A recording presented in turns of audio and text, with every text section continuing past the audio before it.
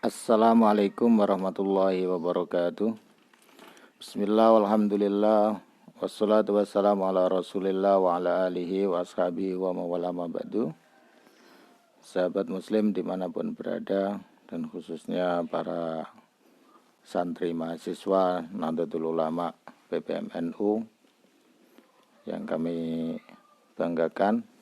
Syukur alhamdulillah kita pagi ini bisa melanjutkan ngaji istiqomah. Istiqomah ini penting ya dalam belajar, karena al-istiqomah khairun min alfi karomah, bahwa orang yang istiqomah atau continuous, terus menerus mengerjakan sesuatu, itu lebih baik daripada serius hanya sesaat tapi ya berjalan sekedarnya tapi jalan terus, itu akan lebih baik.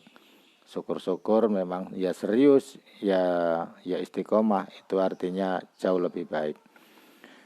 Sebelumnya mari sama-sama kita buka dengan bacaan suratul Fatihah. Ila hadratin Nabil Mustafa Muhammadin sallallahu alaihi wasallam wa ala alihi wa sahbihi wa dzurriyyati ajmain wal arwah khulafa'ir rasyidin wa a'immatil arba'atil mujtahidin summa ila arwahi jamil awliya illah min masyarikil ardi wa magharibiha fil barri wal khususan Sultanul Auliya Syekh Abdul Qadir Al-Jilani wa la hadrati hujjatul Islam wal muslimin Syekhul Imam Abu Hamid bin Muhammad Al-Ghazali wa la hadrati ruhi Syekh Abu Hasan Asyadili summa ila arwahi muassis Nahdlatul Ulama khususan hadratus Syekh Asy'ari wa sairina ulama Nahdlah summa ila arwahi abaina wa abaikum wa ummatina wa ummahatikum khususan mu'alif kitab Ta'limul Muta'allim Syekh Jarnuji. Sya'ulillah walahumul fatihah. A'udzu billahi minasyaitonir rajim. Bismillahirrahmanirrahim. Alhamdulillahi rabbil alamin. Arrahmanir rahim. Maliki yaumiddin. Iyyaka na'budu wa iyyaka nasta'in. Ihdinas siratal mustaqim. Siratal ladzina an'amta 'alaihim ghairil maghdubi 'alaihim waladdallin. Amin. Bismillahirrahmanirrahim. Kemarin kita udah ngaji hampir 1 jam ya, tapi kondisi tiba-tiba macet, nggak tahu jaringannya atau apa, jadi nggak kesimpan. Nah, saya mengulangi sedikit yang barangkali ada manfaatnya. Catatan pengajian kemarin yang pertama adalah bahwa sesungguhnya semua manusia itu fakir atau miskin, karena semua orang hampir takut miskin. Jadi orang yang takut miskin itu artinya ya orang miskin. Maka di sini hanya sebagai catatan saja bahwa yang namanya manusia ya wajar ya, maksudnya kalau takut miskin ya itu karena menjadi motivasi juga agar kebutuhannya tercukupi. Nah, yang penting nafsunya ini tidak digiring untuk semuanya terfokus kepada untuk mengejar yang sifatnya duniawi. Nah, jadi menurut mu'alif annasu kulluhum fil fakri makhafatal fakri. Nah, karena sesungguhnya setiap orang itu pada dasarnya ya fakir, ya miskin. Karena apa? Karena dia adalah termasuk orang yang takut miskin. Nah, yang terpenting di dalam kita bekerja, kita dalam bermuasyarah, bahwa menjaga kehormatan diri itu penting, terutama bagi orang-orang yang mempunyai keilmuan. Kalau orang yang punya ilmu saja tidak bisa ditiru, bagaimana dengan yang lain? Maka menjaga khirfah, kemuliaan ilmu itu harus dijaga dengan baik. Nah, jaganya bagaimana? Ya tidak hubud dunia, tapi jangan terlalu diperlihatkan. Nah, orang itu sebaiknya ya punya rasa malu lah, sekaligus untuk mengajarkan kepada orang lain. Jadi wa kanu fi zamanil awal yata'allamuna al-khirfata summa yata'allamuna al-ilma hatta la yatma'u fi amwalin nas. Ini sebagai catatan bahwa memang para santri, para murid, para mahasiswa tempo dulu mereka itu suka beraktivitas, bekerja dulu baru kemudian belajar. Nah, ini memang saya tidak menyarankan seperti apa yang ditulis mu'alif, karena sekarang jauh lebih banyak pekerjaan yang sangat mudah bisa ditempuh sambil belajar karena apa namanya, kondisi juga mendukung. Saya kira tidak masalah. Nah, ya dalam catatan pengajian ini juga kemarin Imam Abu Hanifah juga dalam menekuni keilmuan itu juga sambil dagang di toko. Artinya beliau juga sibuk dengan pekerjaan aktivitas itu. Nah, catatan lain adalah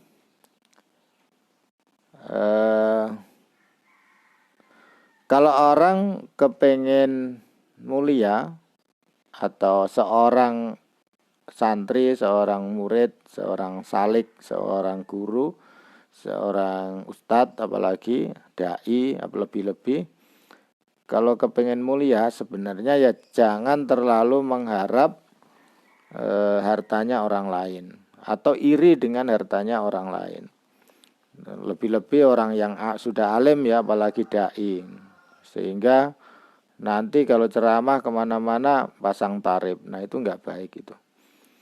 Wal alimu idza kana tama'an la yabqa lahu hurmatul ilmi. Karena sesungguhnya orang yang sudah alim kemudian tamak, rakus dengan harta, dia kemuliaan ilmunya itu akan luntur. Nah, jadi bukan hanya soal pribadinya, tapi kepribadian orang-orang yang berilmu ikut turun derajatnya gara-gara seseorang. Nah, maka kita harus hati-hati di dalam profesi ya. Ini saya kira profesi apapun ya. Termasuk misalnya nih, ada salah satu bengkel yang kemudian harganya ngemplang sama pelanggan, itu secara tidak langsung yang punya nama jelek adalah seluruh bengkel. Nah, itu apalagi yang notabene adalah seorang alim, seorang kiai, seorang ustadz, seorang dai, terutama mubalik itu. Jadi sebaiknya tidak terlalu kelihatan tentang sampai nyolok, sampai kelihatan sekali tentang gila hartanya, itu enggak baik. Ya memang harus dijaga, jaga betul. Kenapa? Karena kalau kita ingat di materi tafsir Yasin kemarin, ada satu ayat penting mestinya menjadi diingatan kita. Ittabi'u ma la yas'alukum alaihi ajra wa hum muhtadun. Nah, kita ini sebaiknya memang ikutilah orang yang tidak pernah minta gaji, enggak pernah minta bayaran. Meskipun dalam tanda kutip kita ya bolehlah untuk ngasihkan sesuatu pada orang yang telah memberi pencerahan. Tapi orang yang mencerahkan itu sebaiknya tidak minta. Nah, karena minta dan dikasih itu berbeda.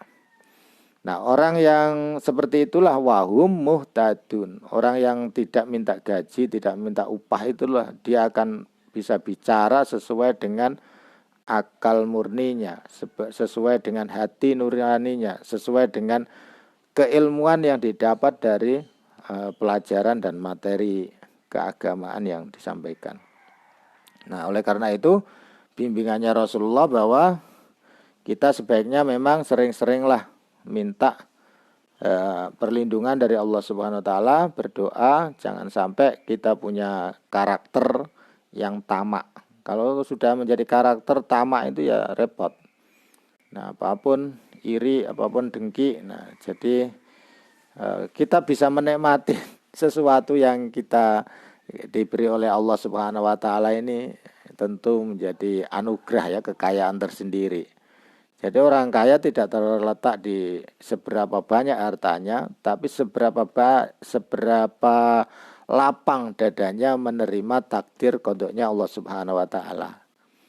Jadi orang kaya itu bukan orang yang hartanya rekening ATM-nya segitu banyaknya tidak sampai mampu menghitungnya, tapi kekayaan sesungguhnya adalah seberapa luasnya dada kita menerima takdir dan kodoknya Allah Subhanahu wa taala. Nah, di bulan puasa ini kita dibimbingkan oleh Allah Subhanahu wa taala, oleh para ulama untuk selalu berdoa wa bi qadaika radin, dengan kodok putusanmu wahai engkau ya Allah, tolong kami bimbing untuk selalu menjadi orang yang ridho. Nah, karena pada hakikatnya mencari ridhonya Allah itu mudah, yang sulit adalah kita ridho atas putusannya Allah. Jadi yang susah bukan mencari ridhonya Allah, tapi yang sulit adalah kita ini, manusia ini, ridho atas putusannya Allah Subhanahu wa taala. Maka dilanjutkan doanya wa bin na'ma'i syakirin. Kita harus selalu bersyukur atas apa saja yang diberikan oleh Allah Subhanahu wa taala. Nah, dengan itu maka segala sesuatu aktivitas harus kita tujukan berharap hanya untuk Allah. Jadi ngajar, bekerja, beraktivitas, jualan dan lain sebagainya, kita menjadi salik, menjadi seorang yang menuju kepada Allah. Jadi yang bagi Allah yarju illa minallahi ta'ala wa la yakhafa illa minhu wa yadharu bi mujawazati haddis syar'i wa adamiha. Jadi sebagai seorang alim, sebagai seorang murid, karena murid kan harus mulai ditata. Orang menjadi alim, menjadi salik yang baik, itu kan karena pembiasaan sejak santrinya. Kalau sejak santrinya sudah nyeleweng, ya nanti bisa jadi, ya naudzubillah, memang setiap orang bisa dibenahi pada kapanpun. Tapi membenahi akhlak itu tidak seperti bengkelin mobil atau betulin motor yang bisa sewaktu-waktu dirubah catnya, dirubah warnanya, dirubah modelnya. Tidak bisa seperti itu. Saya kira tidak mudah, karena dalam diri manusia itu punya keinginan masing-masing, dan keinginan itu sangat wajar dan dibolehkan.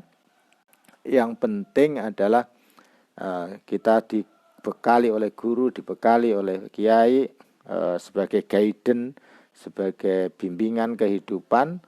Ketika kita jalan bisa tetap siratal mustaqim. Jadi siratal mustaqim itu yang bisa melihat kondisi kanan kiri, ternyata wah ini kanan ada tikungan, berarti harus hati-hati. Oh, di sebelah kiri ada lubang, berarti harus bisa dihindari. Itu gambarannya. Ya, di kanan kiri ini kan dalam kehidupan selalu ada yang halal dan ada yang haram. Bukan berarti yang di kanan selalu halal, yang di kiri selalu haram, tidak. Di tempat manapun selalu ada cobaan. Orang baik pun ada cobaannya. Orang di kelasnya yang sudah kiai, ustadz, ada cobaannya juga. Tidak hanya yang orang pada umumnya. Semuanya ada. Tergantung di bagaimana kita menyikapinya. Faman asallahu ta'ala khaufan min makhlukin faqad khaufa ghairullah. Jadi barang siapa ada orang yang sangat ritual,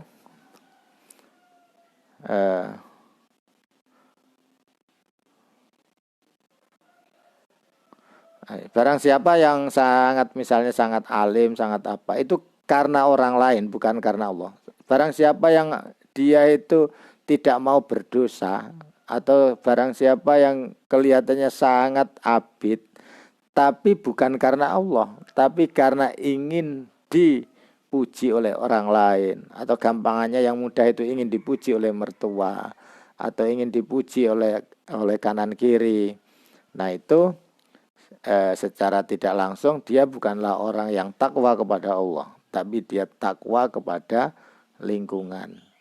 Begitu juga kalau ada orang yang tidak mau berdosa. Jadi kalau tidak mau berdosa, itu juga karena takut kepada orang, bukan takut kepada Allah. Itu juga bukan kriteria orang yang bertakwa. Tapi kriteria orang yang bertakwa adalah orang yang betul-betul takut kepada Allah Subhanahu wa ta'ala. Jadi harapan apapun ya, rojaknya, suatu harapannya hanya karena Allah Subhanahu wa ta'ala. Wa yang bagi li talibil ilmi ay ya'udda wa yuqaddira li nafsi takdiran fit tikrar fa innahu la yastaqirra qalbahu hatta yablugha dzalikal mablagh.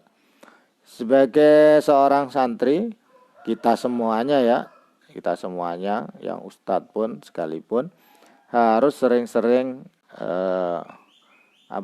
murojaah, sering-sering mengulangi belajar itu, karena itu adalah kebutuhan buat semua orang. Segala sesuatu itu kalau sering kita ulang, maka kita akan lebih paham dan lebih paham lagi. Ibaratnya kalau kita ini sering ke jalan ke depan, dari rumah kita sampai jalan besar, atau memang rumah kita sudah di jalan besar, mau ke jalan yang lebih besar lagi, itu kalau setiap hari dilewati pasti akan tahu ada berapa lubang di jalan yang kita tempuh itu.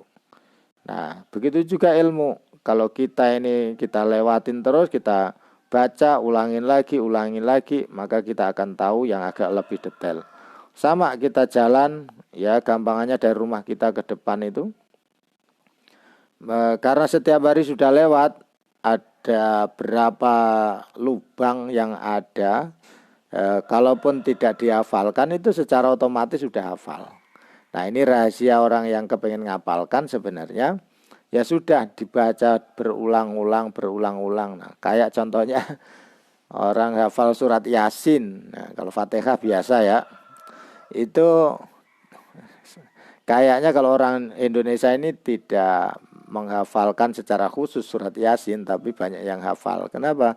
Karena setiap malam Jumat mereka ikut membaca Yasin. Nah, jadi intinya untuk mengulang-ulang pembelajaran itu sangat penting. Itu akan memperkuat pemahaman kita. Nah, begitu juga sebagai santri dan kita semuanya, para guru, para ustadz, para mubaligh, sebaiknya memang punya rasa khawatir kekosongan masa fatrah untuk tidak belajar.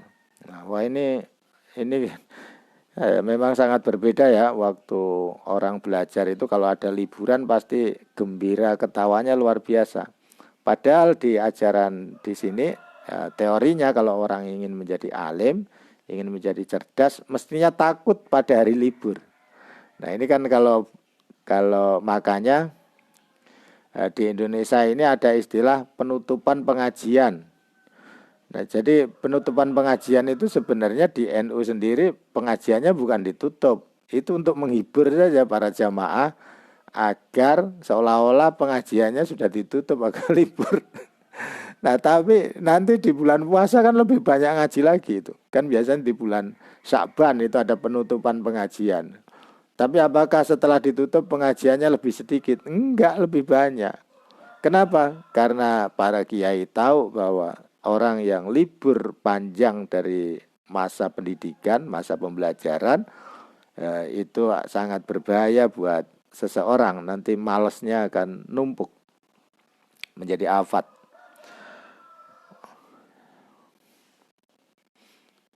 Nah,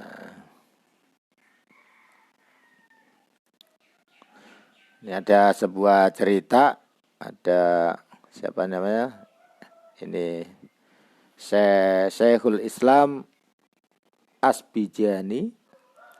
Innahu waqa'a fi tahsilihi wa ta'allumihi fatsrah isnata asyarata sanatan bingkila bil mulki wa kharaja ma'a syarikihi minal munadharati walam yatsrukal munadharata wa kana yajlisani fil munadharati kulla yaumin walam yatsrukal julusa lil munadharati tanna asyarata sana. Ini cerita Ayatullah Syekhul Islam Asbijani pernah bercerita, sebenarnya dia pernah mengalami masa fatrah yang susah untuk belajar. Bukan karena liburan, tapi karena kondisi politik.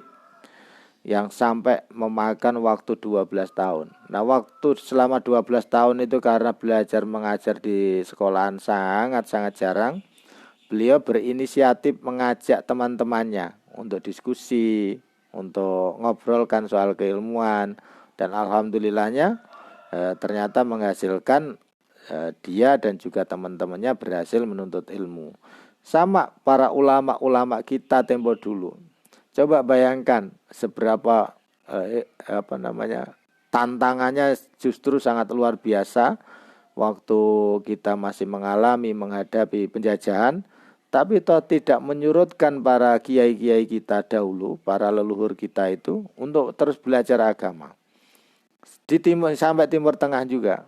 Jadi berapa banyak kiai-kiai kita ini yang juga menjadi intelektual di dalam keislaman, menjadi ulama besar, bukan hanya tingkat nasional tapi juga tingkat internasional. Ya, misalnya Hadratus Syekh Hasyim Asy'ari. Kemudian kalau di Bogor ini ada Tubagus Muhammad Al-Falak. Nah, itu kan juga belajarnya di Arab Saudi, dan itu banyak sekali. Nah, kalau di era penjajahan saja, seperti Asbijani di dalam kitab ini, ada persoalan pergolakan politik. Mereka mampu menjadi orang alim di era yang sangat sulit, mestinya kita jauh lebih mudah. Tapi saat yang lebih mudah itu memang ya terkadang kita ini memang susah untuk bersyukur. Orang yang susah bersyukur yaitu ya susah untuk menikmati keadaan. Nah, tapi kalau kita mudah bersyukur dalam keadaan apapun, selalu tangan terkepal di depan, semangatnya tinggi. Nah, ini tangannya terkepal di depan tapi dipakai bantal tidur terus tangannya, repot itu. Ini, tangan terkepal di muka itu adalah semangat yang harus ditunjukkan kepada khalayak umum. Jadi bukan tangan terkepal untuk bantal tidur. Wah, itu bahaya itu. Nah, jadi catatan-catatan ini bahwa kita sebagai santri, sebagai yang sudah belajar, yang meskipun sudah ustadz, itu mestinya harus takut dengan hari libur. Kenapa? Karena hari libur itu akan membuat orang terlena. Nah, makanya tolabul ilmi faridotun ala kulli muslimin wa muslimatin minal mahdi ilal ladi. Belajar dari belajar itu kewajiban bagi seluruh umat Islam dari lahir sampai meninggal. Itu enggak dikasih jeda waktu liburnya. Dari lahir sampai meninggal itu enggak ada istilah keterangan nanti hari libur ya puasa libur, enggak ada kalau soal belajar. Tapi kalau soal misalnya perang itu dulu perang itu ada liburnya. Di Ashurul Hurum itu enggak boleh perang. Dan itu menjadi diikuti oleh semua orang, seluruh komunitas di Timur Tengah sana. Nah, tapi kalau belajar enggak boleh, itu ada liburnya. Belajar harus education long life atau long life education. Tawakal. Nah, kita sampai bab tawakal. Faslun fit tawakal. Ini di halaman 34 ya.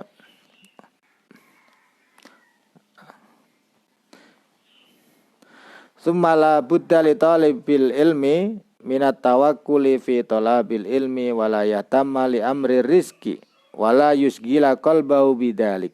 Nah, ini memang ada catatan yang lain agak berbeda dari catatan tadi. Mungkin ini versi idealnya ya. Nah, versi ideal tempo dulu. Kalau tempo sekarang saya kira agak sedikit berbeda. Tapi soal tawakalnya sama. Sumala budda li talibil ilmi minat tawakuli. Sebagai seorang santri, mahasiswa, guru harus tingkat tawakalnya tinggi. Fi talabil ilmi, dalam mengupayakan mencari ilmu. Wala yahtamma li amri rizki, dan tidak boleh diganggu dengan persoalan mencari rezeki. Wala yusgila qalbahu bidalik. Nah, ternyata yang menjadi catatan, hatinya tidak boleh sibuk dengan mencari rezeki. Ya mencari rezeki bolehlah, tapi jangan hatinya ini terfokus di sana. Mencari rezeki hatinya tetap litolabil ilmi. Nah, jadi saat ngaji hatinya litolabil ilmi, saat bekerja litolabil ilmi. Jadi semuanya dikerahkan semangat untuk mencari keilmuan. Nah, itu menjadi karakter sebaiknya. Sehingga kita, bahkan kalau kita bekerja di tempat yang mungkin tidak kita kurang suka, kurang enjoy, tapi niatin saja untuk belajar.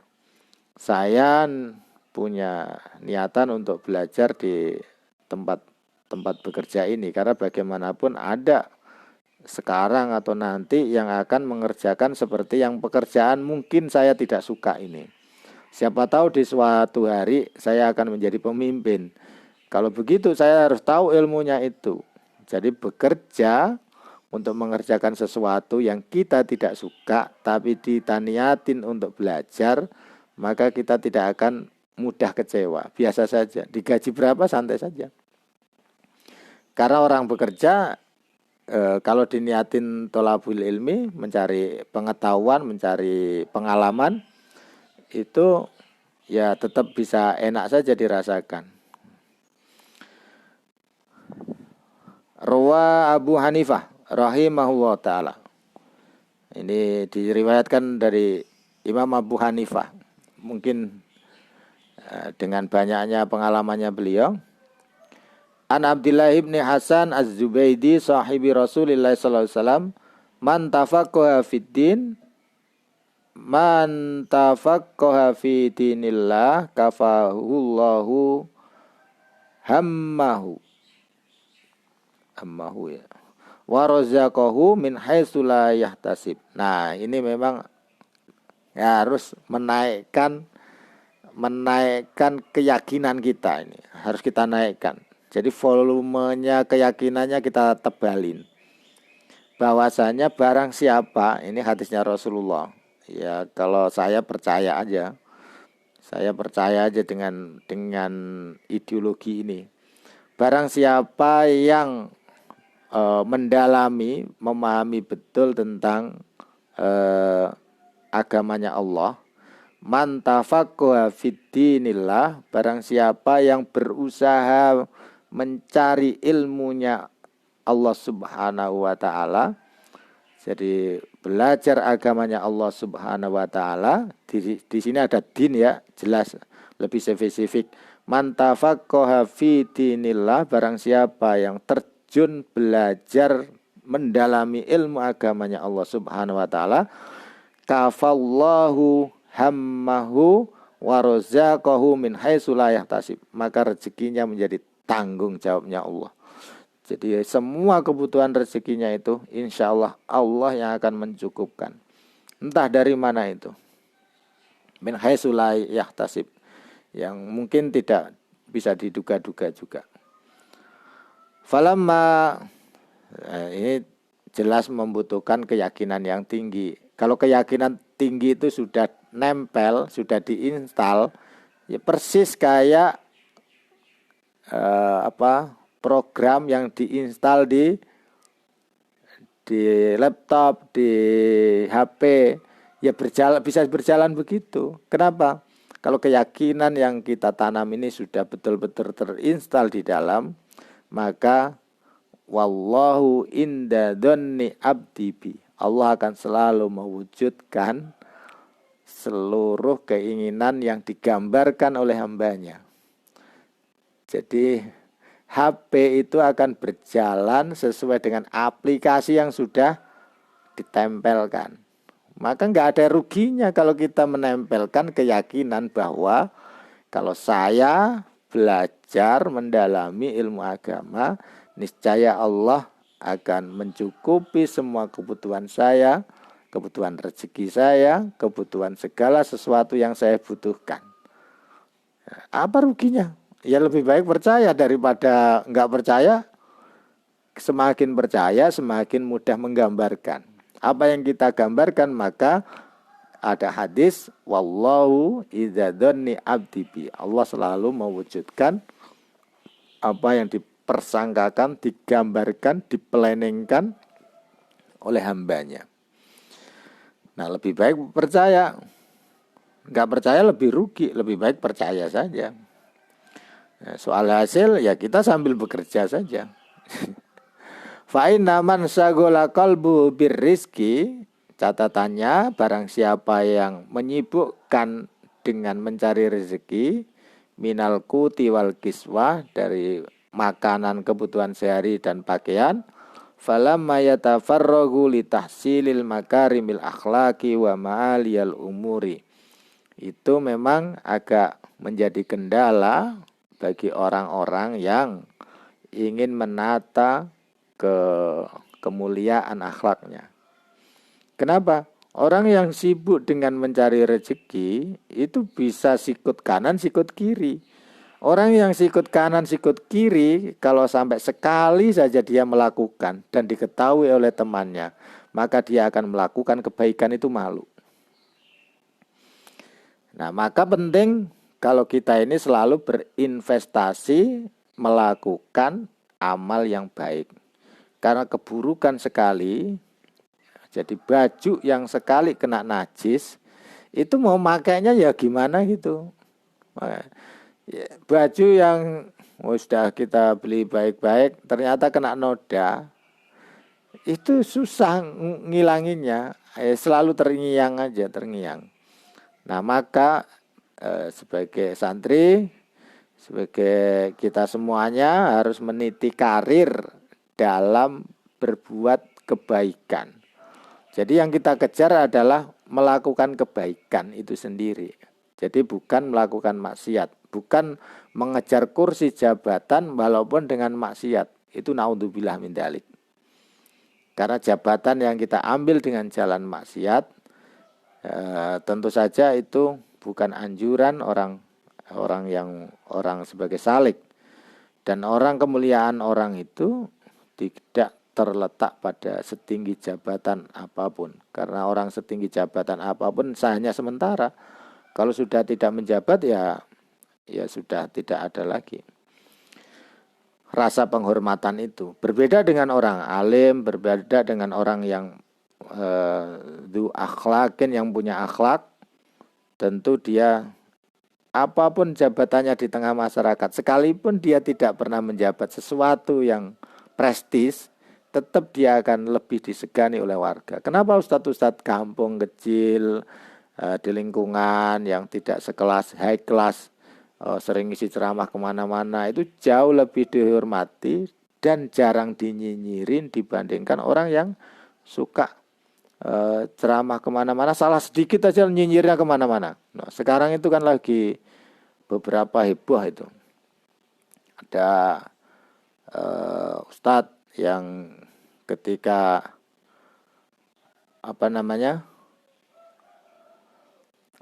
ada ustadz misalnya kemarin ada yang ngisi ke gereja, heboh sekali. Nah, dan yang lain ikut ngomentari. Dan anehnya itu yang ngomentarin kadang sesama ustadz loh. Ini ustadz apa enggak sih? Kan kita tahu mestinya ya bahwa sesama ustadz itu, sesama sopir itu ada trayek-trayek yang berbeda. Kenapa trayek berbeda harus dikomentari? Jadi ada orang yang ngisi di tempat yang lain, yang kita belum tentu bisa ngisi. Mestinya kita berterima kasih. Jadi sesama sopir itu, ya, kalau trayeknya jadi satu, nanti ya di tempat lain siapa yang akan mengantarkan kepada kebaikan, pada tujuan. Nah, kalau saya ya udah dimaklumi aja, biasa saja. Karena dimanapun kita perlu, apalagi sesama yang masih manusia ya dimanapun ya tetap buminya Allah. Apalagi di tempat ibadah, ya tetap itu buminya Allah. Dan itu butuh bimbingan. Kalaupun tidak bisa menjadikan kita seagama, setidaknya bisa menjadikan sesama menciptakan kebaikan, perdamaian. Dan perdamaian itu sangat baik sekali untuk mendukung kita beraktivitas lebih dekat takarub kepada Allah Subhanahu wa Ta'ala.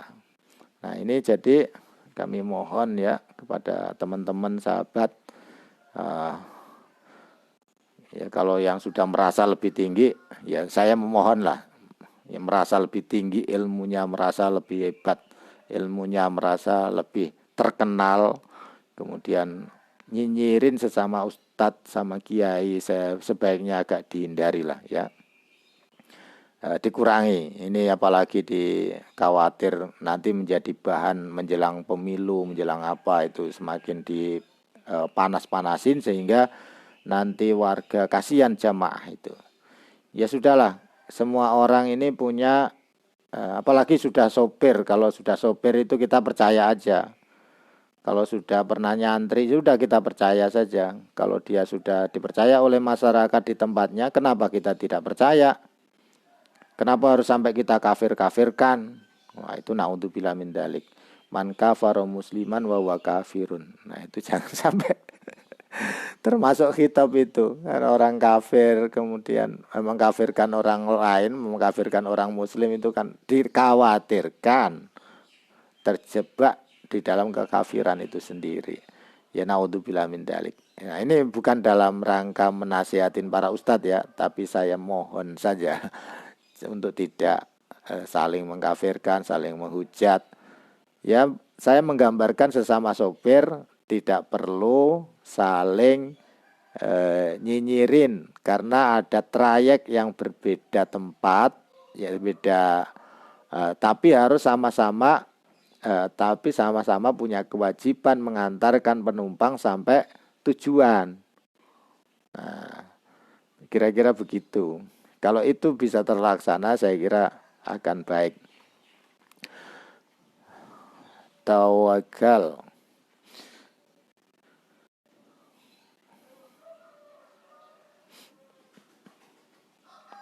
Nah, da'il makarim la tarhal li bughyatiha waqut fa innaka antat ta'imul kasi. Jadi tinggalkanlah kemuliaan, jangan sekali-kali kalian mengejarnya. Duduk sajalah, waqut duduk sajalah, fa innaka antat ta'imul kasi. Karena semua itu tiada guna karena kalian adalah orang yang memikirkan makanan dan kemuliaan dunia.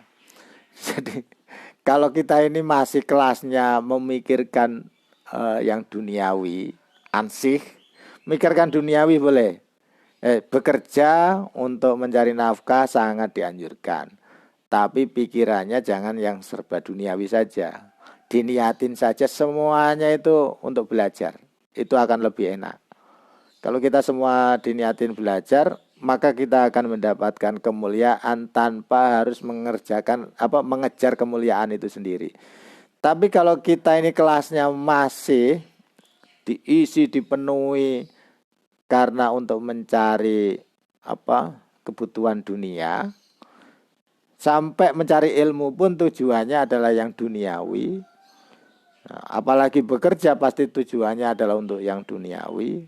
Maka jangan pernah berharap mengejar kemuliaan itu sendiri sekalipun kita mengejarnya menggebu-gebu. Katanya mu'alif ya, bukan kata saya.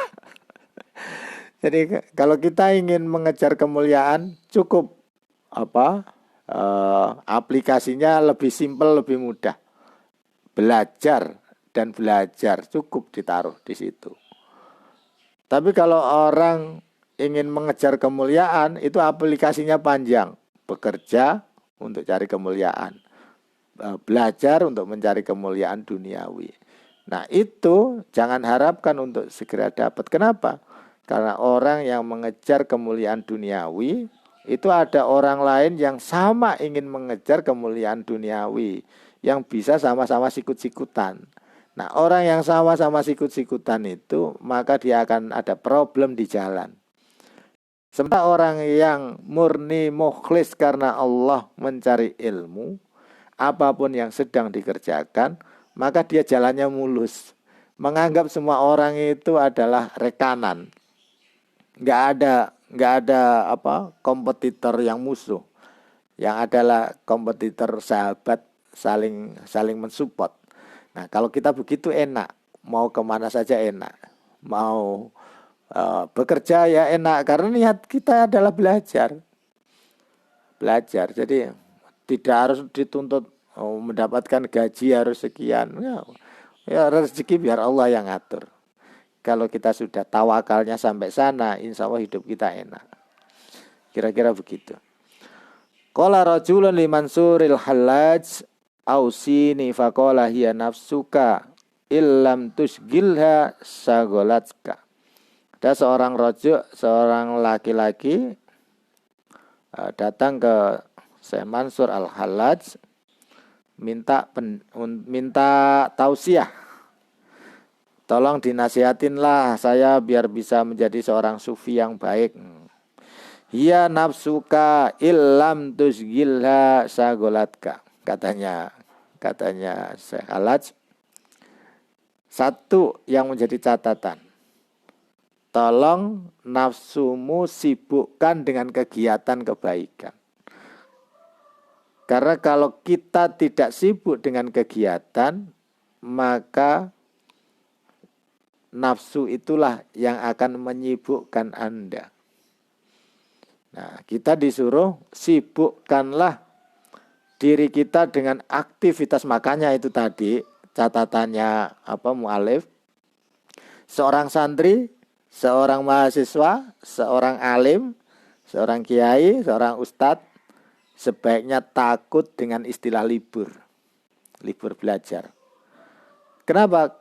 Kalau orang libur belajar, dia akan disibukkan dengan nafsunya, akan disibukkan dengan kegiatan yang mungkin standarnya turun jauh dibandingkan biasanya yang kegiatannya sangat ukhrawi. Ukhrawi itu kan high level ya, high level cita-cita. Enggak ada cita-cita yang lebih tinggi dari itu. Presiden ya masih di bawahnya itulah. Nah, kecuali niat jadi presiden untuk mensukseskan warga, seluruh orang sampai selamat di ukhrawinya. Nah, itu keren itu, keren.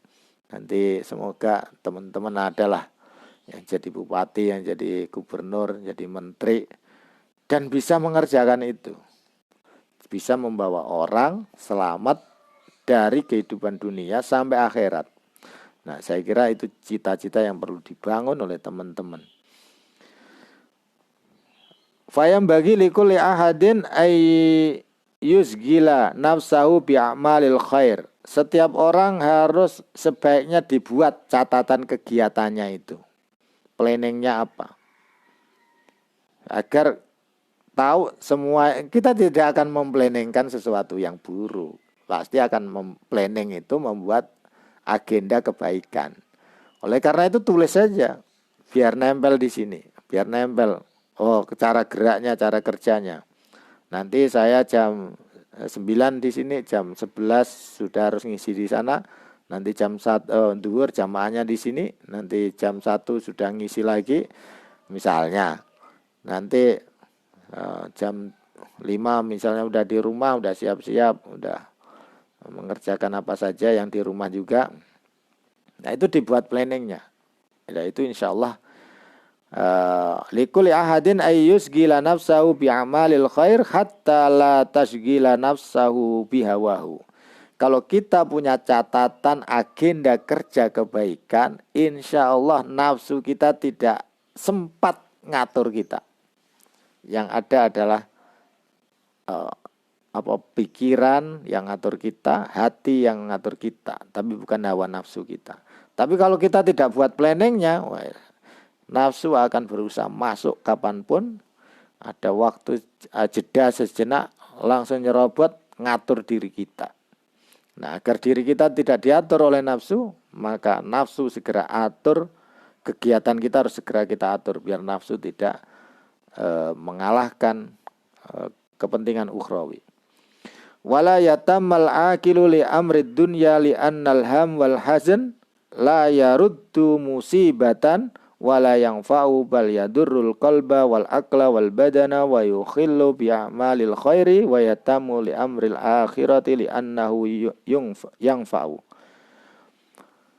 Wala yahtamul aqilu, dan sebaiknya memang, ini sampai titik ini nanti ya. Wala yahtamul aqilu, dan sebaiknya seorang yang punya akal pikiran tidak menyibukkan diri li amrid dunya, untuk kepentingan yang duniawi, yang kecil. Jadi yang kecil gimana sih? Enggak tahu. Yang kecil lah, yang kecil. Jadi jangan disibukkan dengan pekerjaan yang kecil. Bedanya apa ya? Bedanya hanya di niat ya. Kita boleh mengerjakan pranata kecil-kecil duniawi ini, tapi niatin yang ukhrawi. Karena ada amalan akhirat, tapi diniatin duniawi. Jadi kelihatannya ke masjid setiap hari, setiap waktu, tapi jangan salahkan orang yang sering ke masjid ya.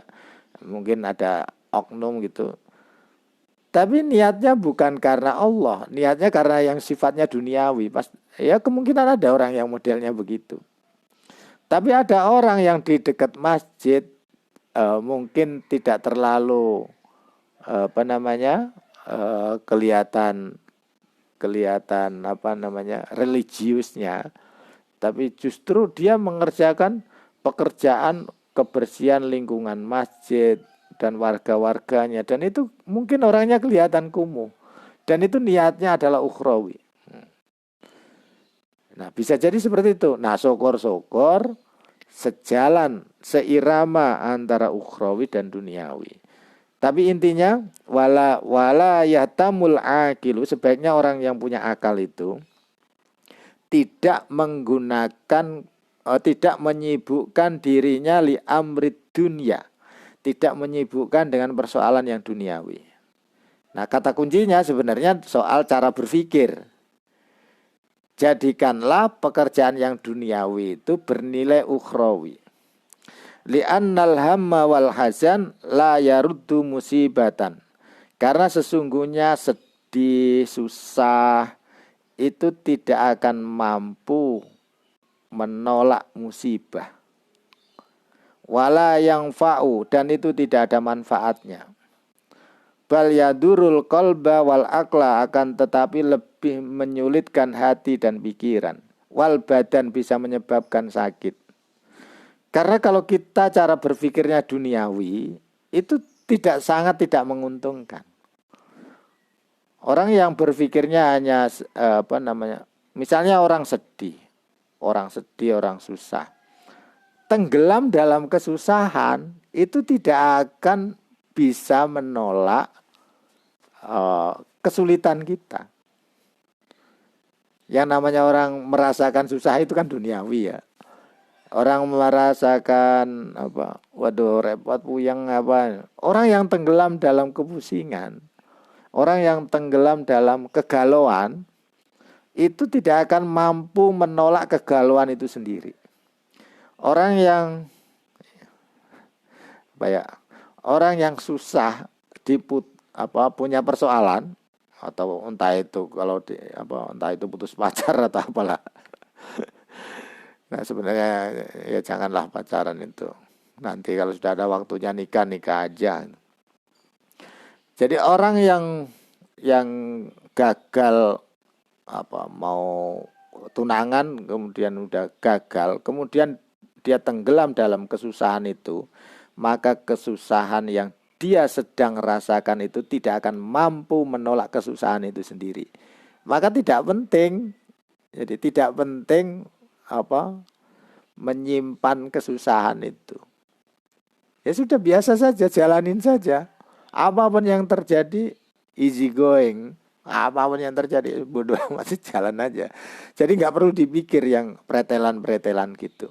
Karena sesuatu yang sedih, susah itu tidak bisa menyelesaikan persoalan kesusahan dan kesulitan itu sendiri. Bahkan yadurul qalba wal aqla wal badan. Bahkan akan bisa menyiksa kesehatan tubuh kita. Bisa menyiksa akal pikiran kita. Kalau kita kepikiran dengan susah, maka biasanya nafsu makannya turun. Kan kadang ada cerita orang habis putus pacar, nafsu enggak doyan makan berhari-hari. Loh, ini kan lucu. Sebenarnya kan hanya soal cara berpikir aja yang salah, nginstalnya. Coba nginstalnya yang benar. Pasti nggak akan terjadi begitu itu. Biasa saja. Coba makanya dari sekarang itu cara install pikiran kita yang benar. Biar menjadi strong, kuat. Ya, itu baru tangan terkepal di muka itu di depan. Nah, jadi biar sehat, biar ini jangan tenggelam dalam kesusahan, kepusingan dan lain sebagainya. Kita tenggelamkan diri kita dalam semangat mengejar ukhrawi, niat tolabul ilmi lillahi ta'ala.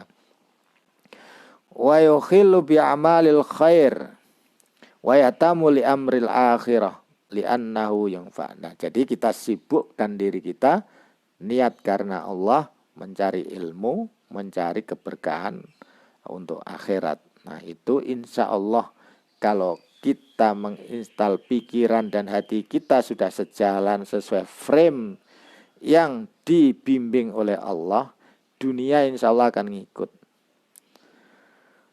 Nah, tapi nanti cobaannya ada lagi, jangan dianggap nggak ada cobaan ya. Itu Pak Ustadz kelihatannya nggak pernah bekerja ya, tapi kok cukup semuanya. Nah, itu wiridnya berbeda itu, tapi kan nggak mungkin juga diterangkan di umum. Jadi jangan dianggap dunia ini ketika kita sudah berjalan di frame-nya tanpa ada kendala. Yang namanya masih dunia ya pasti ada aja. Udah biasa aja, santai saja. Ada yang ngomentarin alhamdulillah, nggak ada yang ngomentarin justru loh kok nggak ada yang ngomentarin ya. Apa pekerjaan kita ini nggak ada manfaatnya. Nah, maka sebenarnya ini sekali lagi juga mungkin barangkali buat teman-teman sahabat yang sedang banyak dikomentari itu ya perlu bersyukur juga jadi terkenal juga. Sudah terkenal tambah terkenal. Nah, tapi mencari sensasi itu nggak baik ya. Sebaiknya kita berjalan sebagaimana mencari ridhonya Allah Subhanahu wa taala agar kita semuanya selalu hidup dalam keberkahan, selalu diridhoi oleh Allah Subhanahu wa taala dan kita juga bisa ridho atas putusannya Allah Subhanahu wa taala dan apa yang kita pelajari semoga menjadi ilmu yang bermanfaat. Barangkali itu yang saya sampaikan di pertemuan ini. Walafu minkum. Kita tutup dengan bacaan surat Al-Asr. Bismillahirrahmanirrahim. Wal asri innal insana lafi khusrin illa illal ladzina amanu wa amilus solihati wa tawassaw bil haqqi wa tawassaw bis sabr. Walafu minkum. Wassalamualaikum warahmatullahi wabarakatuh.